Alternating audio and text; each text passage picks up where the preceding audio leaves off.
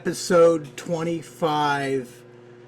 Today we're going to look at, in Boomer Guitar Sessions, one or two particular things about David Gilmour's guitar style that I think are important. Those of you who don't know, and I don't know that there's that many people that don't know, that David Gilmour is the melodic guitar player who wrote perfect guitar solos for the band Pink Floyd, and he is a legend for that. And what we're going to do is we're going to analyze, and we're going to practice, and we're going to learn about deliberate practice and ways in which we can vibe and put some of the David Gilmour isms into our own playing.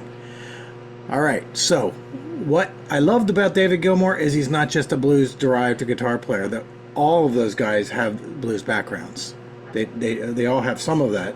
David Gilmour took it to another level and did other things. And one of the things he did, and this is the thing that I want to talk about mostly, is his use of chord tones. This is kind of a cool thing that guitar players can do that I don't think they do enough of, because whenever we think of arpeggios in guitar playing, at least people from my generation, the boomer guitar generation-ish guitar players, whatever, is we think of the Yngwie Malmsteen, we think of the shredding arpeggios and all that kind of stuff. Arpeggios are the chord tones. You don't just shred with arpeggios. You can create melodies with arpeggios, and that's a groundbreaking idea. So creating melodies in your improvisations that reflect the chord tones of the chord you're playing over top of. That is what David Gilmour did. I think he's written some of the perfect guitar solos ever, like composed. And those are some of the guitar solos that if you were to play them live, and if you didn't play them like they were on the record, you'd be wrong. And that's my opinion. But I think most people agree that to do the first comfortably numb guitar solo any other way than what he has done it, it would be sacrilegious. So deliberate practice. What we're going to do today is we're going to talk about the key of D major, specifically the D major triad, and we're going to put that to use into our creating phrases in improvisation. So what I got here is a pad sound, D major sound, that I'm playing over top of. And before we do that, what you can do is check out in the downloadable section. I included a D major map of all the D major arpeggio notes in D major. So with that said, we can see where all the D major notes are, and we can practice chord tones over top of a chord, a single chord sound. Okay, and the kind of sound it creates. It is it's very, also, I think some of this comes from like his influence. He's influenced by Jeff Beck. Two of those guys came up in the same time, but I think they inspired each other. I'm not sure about that. I know Jeff Beck did it. He played that way before David Gilmour, but who inspired who, I'm not sure. But they're kindred spirits in any way. So deliberate practice, mapping out the arpeggios. First thing you want to do is map out your D major things. I have it in the comments. You can download it, or you can map it out yourself. That's good too. Now, the next thing what we want to do is we want to map them out. So like I have a D major chord here.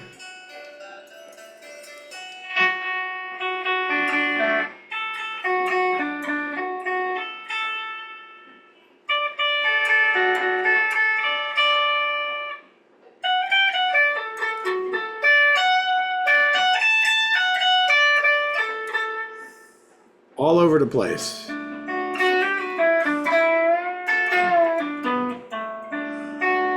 Okay, D majors everywhere. Just finding out where those fingerings are, and then what we can do is just take a jam track, some sort of, I call it D major pad, and create our melodies over top of that.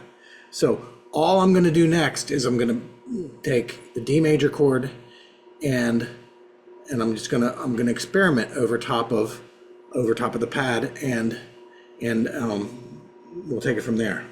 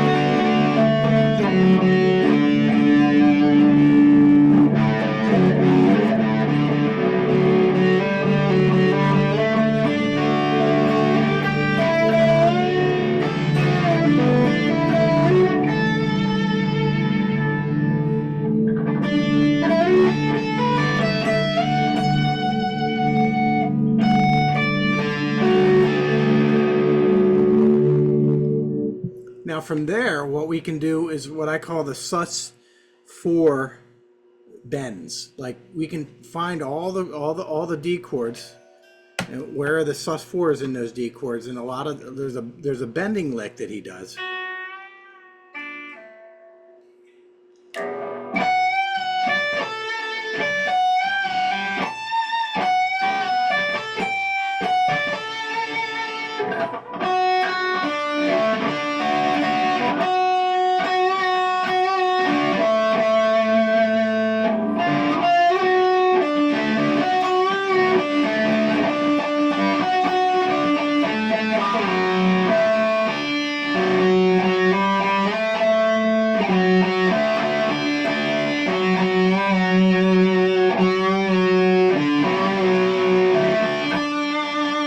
And then we can work that through, and we can put that through the test, and try making melodies. That's all we're doing here.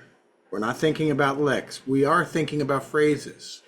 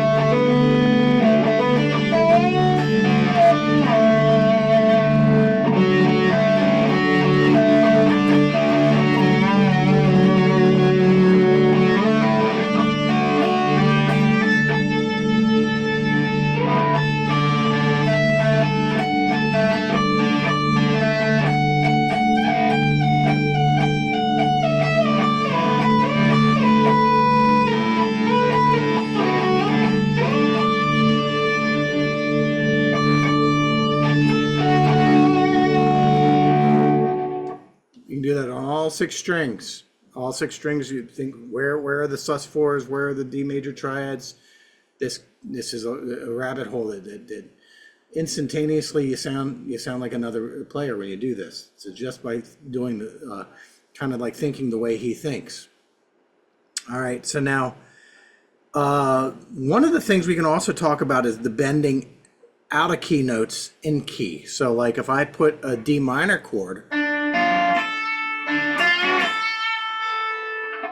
that's a minor third. If I bend that to a major third, that's a very Jeff Beck, David Gilmour thing to do.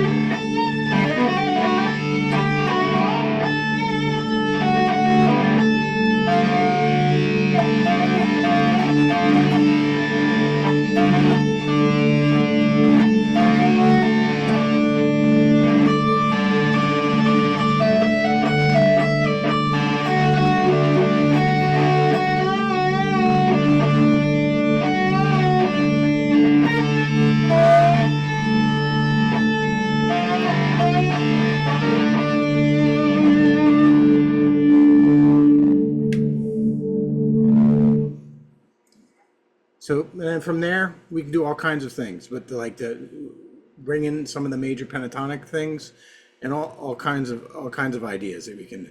But really, I wanted to reiterate the thing that makes David Gilmour different from a lot of other people from that time period was the fact that he saw the value in chord tones when he created guitar solos, and he composed guitar solos.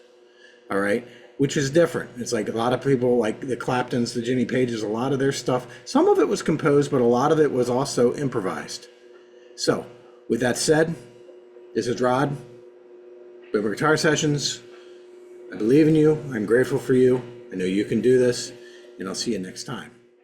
Hi, this is Rod from Boomer Guitar Sessions. I personally wanted to thank you for being part of our community.